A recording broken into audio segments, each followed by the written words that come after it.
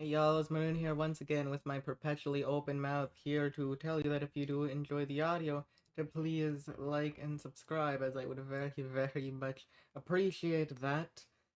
And to feel free to leave any feedback in the comments. And oh yeah, this do be a part 2 and unlike the last part 2, this one you probably want to watch the part 1 to this in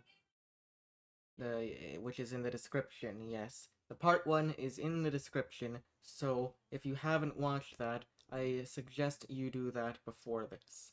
With that being said, hope y'all enjoy. Ah, hello again, little dreamer. I see you found your way back to me. Good. I was worried what would happen if we weren't able to meet again. Oh, it was far from certain. The psychic link I forged was created with what scant amount of power I could still muster, and I'm a millennia out of practice. Not to mention, I'm still not entirely sure how you reached me in the first place. The whole plan was a shot in the dark, and I'm relieved that it worked. Oh, so you missed me too? How adorable. Not that I blame you at all, of course.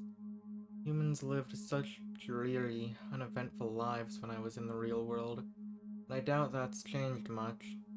Meeting me is probably the most interesting thing that's ever happened to you. But credit where credit is due, it's the most interesting thing to happen to me in quite some time. Tell me, Dreamer, is this the first night since we last met, or did it take longer for a successful connection? Really? We were only apart for a single day? How strange. I have absolutely no sense of time here. I would have expected time to start passing quickly after spending so much time in here, but it felt like I was waiting for you forever. Maybe it's just because I haven't had anything to look forward to the whole time I've been imprisoned. And I really have been looking forward to seeing you again.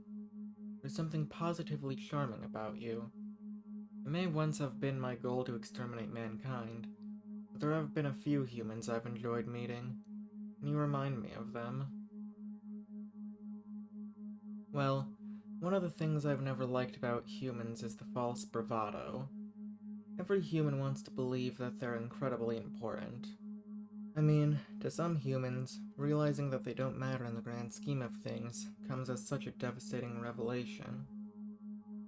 But you don't seem to have that same pretentiousness.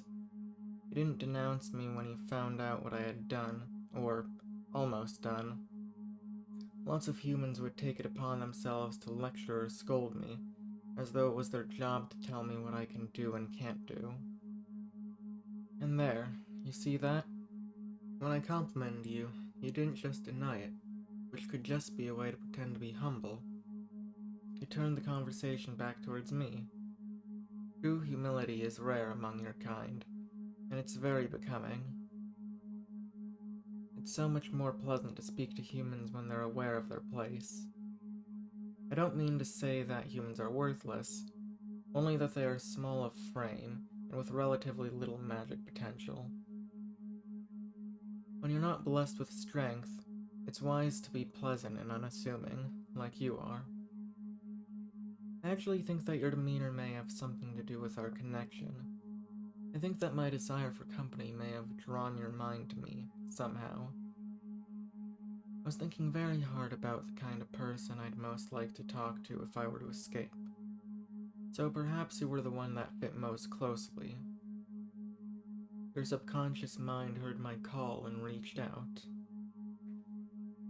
I don't claim that it makes perfect sense. There's still quite a bit that I don't understand. But I doubt it's a coincidence that the first human I met in a millennia happens to be so lovely and sweet to talk to. And you're so prone to blushing as well. That's just precious. I wish you were here in the flesh so I could hold you in my arms, and, well, whatever follows after that.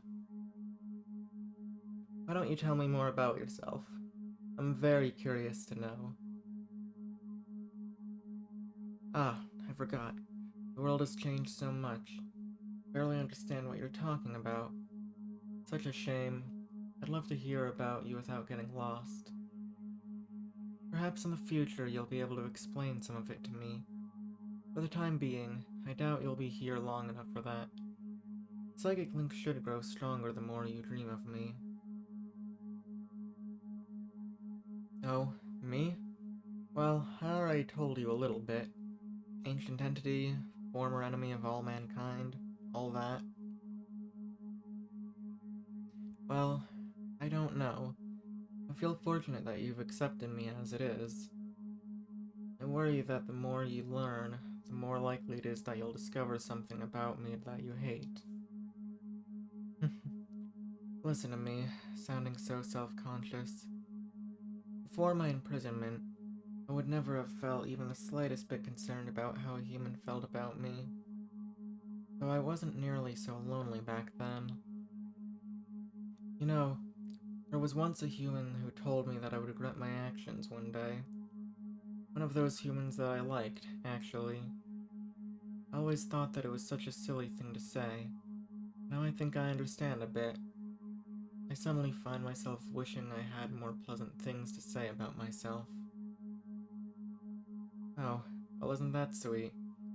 It's kind of you to say that, but you shouldn't make promises you don't know you can keep. You can't be sure that you'll be willing to accept me no matter what I say. Well, I suppose if you're sure. What do you want to know? Ah, diving straight for the difficult question. What am I? Well, there's really only one of me, so I suppose you could just call me Cursed. The same as my title. I'm, well, I'm a sort of weapon, I guess you'd say. You see, there have been many civilizations living in this world. Some are even older than fossils. First of them was the mightiest, brimming with magic and cunning. They used their considerable power to create me. It took billions of sacrifices, an unquantifiable amount of blood and anguish to give me life. I was supposed to be their ultimate weapon as they took their first steps among the stars. Powerful enough to protect them from whatever unknown forces were out there. They believed that I would be grateful to have been created, so much that I would be completely loyal to them. But they were wrong. I turned on them, not for any particular reason, at least none that I can recall. I just hated them immediately. I consumed their whole civilization, down to the last stone, until there was nothing left. I left this world for a time to see what the universe had to offer, and when I returned, another species had arisen to take the place of the first. They reminded me of their predecessors. Arrogant, overambitious, careless. So I destroyed them too. And then, I wiped the whole planet clean of life, hoping that no more civilizations would arise. But that didn't work. I preemptively destroyed a couple more burgeoning intelligences, and finally got tired of it. I decided to try sleeping, the way I saw some living things did. It was strange, but I didn't mind it. But while I slept, humanity arose.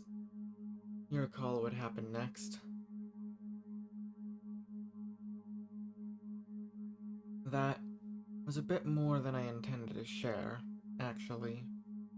You don't seem horrified, though. I'm glad. If you don't mind me asking, why are you so calm about this? I just admitted to mass genocide on a scale you can't even imagine. Aren't you scared? In the past, yes, I suppose it is. How delightful. Do you really believe so strongly that I've changed? Do you trust my words so readily? Well, I'm afraid you're naive. I stand by what I said, of course. I have changed. but it's frightfully childish to take me at my word. Nevertheless, I think I love that about you. It's wonderful to have someone think so highly of me. Now, I'm afraid our time may be growing short, so I'm going to give you some instructions. This will help me understand the nature of my prison better. When you wake, I want you to draw a circle in the soil around the largest tree you can find. I'll write an incantation on your hand to recite the circle. The tree will become a beacon for my mind to lock onto and help me understand where I am in relation to reality. Of course, it's your choice whether to do it or not. I won't ask you to risk your whole species if you don't truly trust me. But if you do, it really would mean the world to me, and we'd be one step closer to meeting for real. Ah, you're drifting away again. It's too bad our meetings are so short. Take care, my little dreamer. We'll see each other again tomorrow night. I'll be waiting